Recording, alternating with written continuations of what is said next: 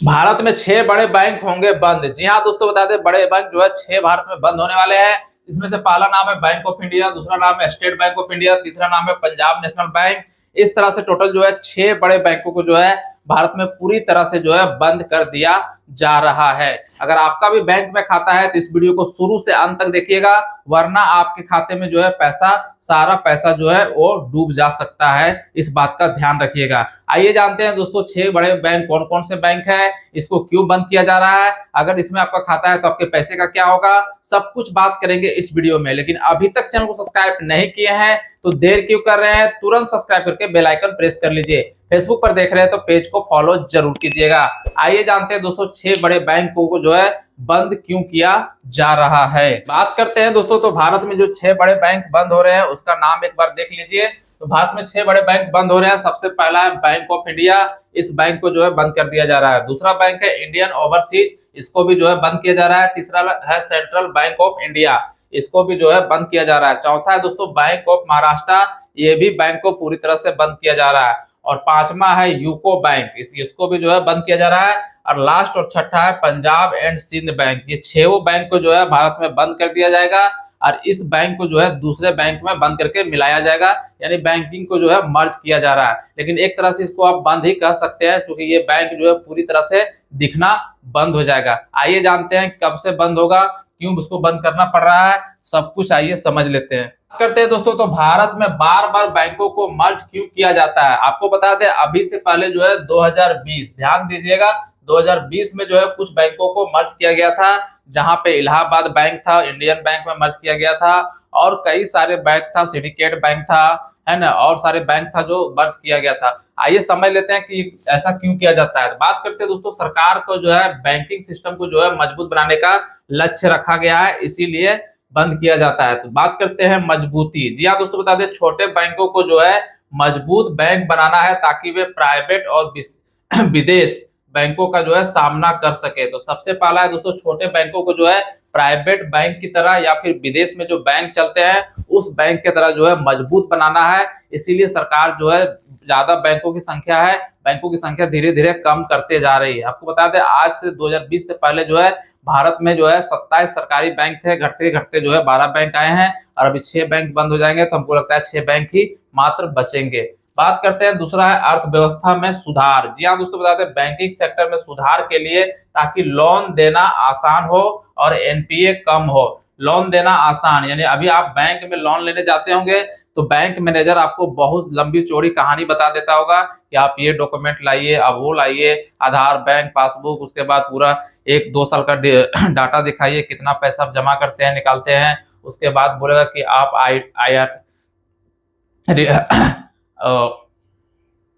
ITR file जो है करते हैं कि नहीं करते हैं, 3 साल का आईटीआर फाइल दिखाइए, फाइल करते हैं तो दिखाइए। मतलब बहुत कुछ आपको इतना सारा डॉक्यूमेंट मांग देता है कि आप उतना दे नहीं पाएंगे और आप लोन बैंक से ले नहीं पाएंगे। तो क्या है कि दोस्तों उसको आसान बनाने के लिए भी जो है बैंकों को मर्ज करके बैंकिंग की संख्या कम किया जाता है। और दूसरा है एनपीए। एनपीए का मतलब होता है दोस्तों, जो बैंक जो है लोन बांट देती है और लोन रिकवर नहीं कर पाती है, कस्टमर से वापस पैसा नहीं ले पाती है, इस स्थिति में क्या है बैंक एनपीए में चला जाता है, यानी कि जो है वो चला जाता है लॉस में। और ऐसे लॉस में जाने के कारण बैंकों की संख्या कम किया जा रहा है, ताकि जो है बैंक लॉस में ना जाए।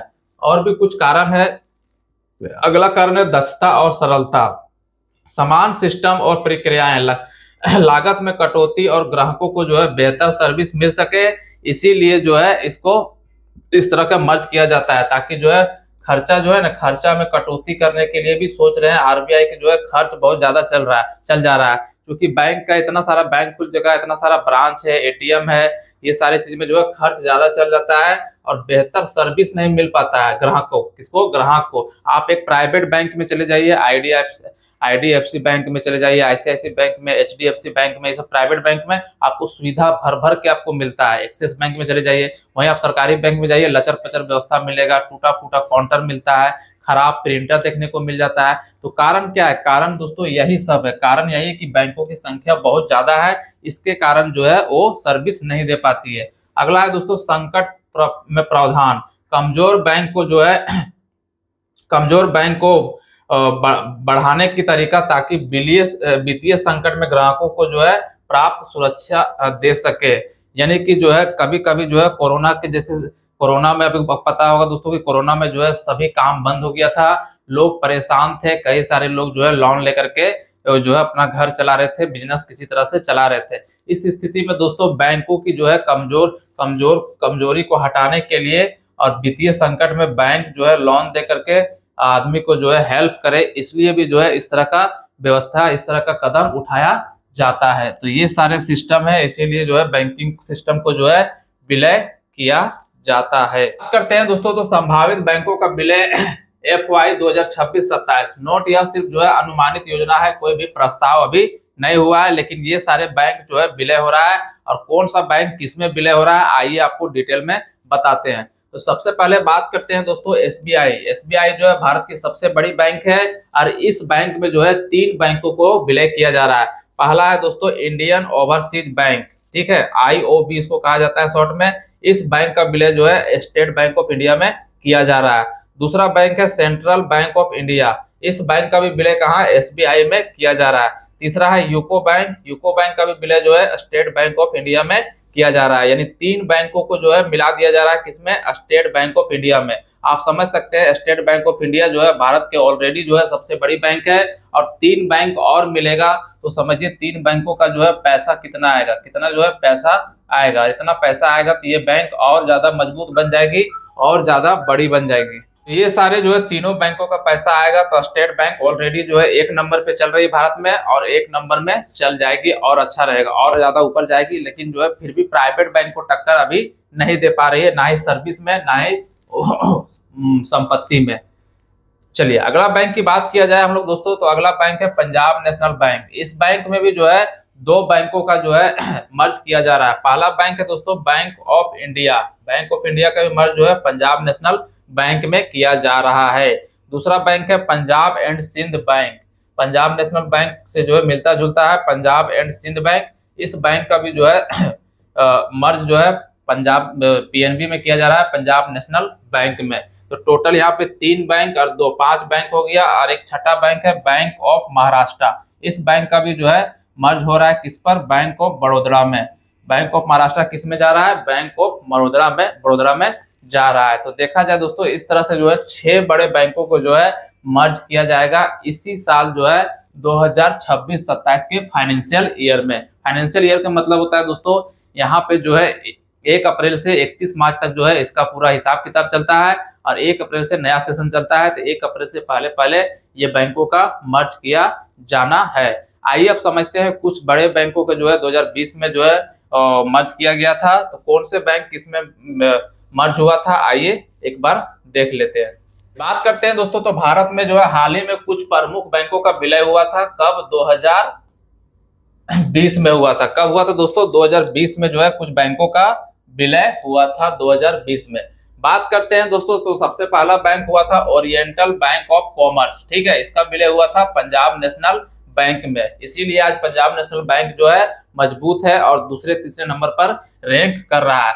दूसरा बैंक है यूनाइटेड बैंक ऑफ इंडिया। इस बैंक का भी जो है विलय जो है 2020 में पंजाब नेशनल बैंक में हुआ था। तो 2 बैंकों का जो है विलय पंजाब नेशनल बैंक में हुआ था, यानी 2 बैंकों का पैसा कस्टमर सब आया तो पंजाब नेशनल बैंक अच्छा खासा मजबूत हो गया।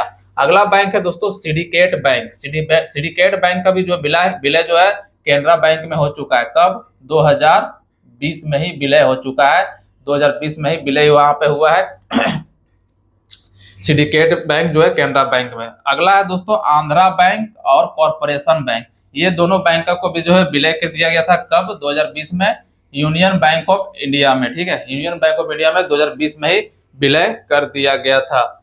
चलिए अगला बैंक है दोस्तों इलाहाबाद बैंक। बहुत ज्यादा नाम आप सुने होंगे इलाहाबाद बैंक। इस बैंक का भी विलय 2020 में हो गया है। कहाँ पे हुआ है, किस बैंक में, इंडियन बैंक में हो गया है।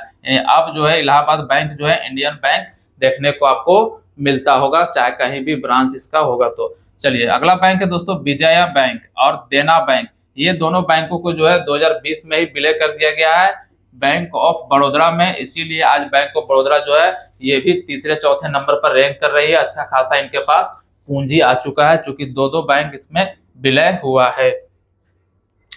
और लास्ट में दोस्तों HDFC लिमिटेड और HDFC बैंक, ये दोनों बैंक का विलय जो है HDFC बैंक में हो गया है। ठीक है, HDFC बैंक में विलय हुआ है। ये प्राइवेट बैंक है, लेकिन ये जो है 2020 में ये भी विलय हुआ था। तभी जो है आज HDFC बैंक जो है बहुत ही बढ़िया जो है प्राइवेट सेक्टर में परफॉर्मेंस अपना दिखा रही है। इस तरह से देखा जाए दोस्तों तो कुछ बैंकों का जो है विलय होना तय हो चुका है, और पहले भी जो है 2020 में ये सारे बैंकों का विलय करके बैंकिंग की संख्या कम किया है और बैंकिंग सेक्टर को मजबूत बनाने का काम कर रही है सरकार। धीरे धीरे जो है हमारे देश में लगता है बैंक जो है 2-3 बैंक ही रहेंगे सरकारी और 2-3 प्राइवेट बैंक, और सारे बैंक मजबूत रहेंगे। जब आप जो है बैंक से कभी सहायता लेना जाएंगे, लोन लेने जाएंगे, तुरंत आपको मिल जाएगा। उम्मीद करते हैं वीडियो आपको जो है अच्छे से समझ में आ गया होगा। फिर भी कुछ समझ में नहीं आया कमेंट बॉक्स में कमेंट में जरूर पूछिएगा। चलिए मिलते हैं अगले वीडियो पे, तब तक के लिए जय हिंद।